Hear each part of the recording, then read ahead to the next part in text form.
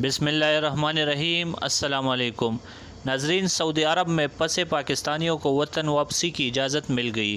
سعودی فرمانہ روا نے خروج عہدہ اور خروج نہائی والے تمام پاکستانیوں اور غیر ملکیوں کو ان کے ممالک واپس بھجوانے کے انتظامات کرنے کا حکم جاری کر دیا۔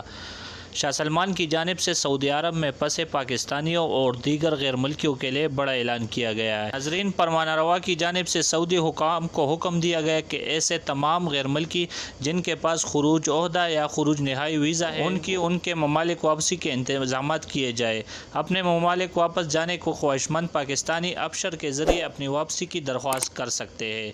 جن لوگوں کے پاس خروج عہدہ موجود ہے یا خروج نہائی موجود ہے، وہ اپنے وطن واپس جانا چاہتے تو وہ اپنے ابشر میں جائے، اس میں اقامہ نمبر، تاریخ پیدائش، موبائل نمبر، جس شہر سے جانا ہے اور اپنے ملک کے جس ایئرپورٹ پر اترنا ہے، یہ تمام تفصیلات درج کرے۔ ابشر پر تفصیلات درج کرنے کے بعد موبائل پر میسج آئے گا جس میں ٹکٹ اور جہاز کی تفصیلات ہوں گے اور ٹکٹ کی رقم ادا کرنا ہوگی۔ یہ وضاحت بھی کی گئی کہ وہ تمام غیر ملکی جن کے ابشر اکاؤنٹ نہیں ہے وہ بھی اس سہولت سے فائدہ اٹھا سکتے ہیں۔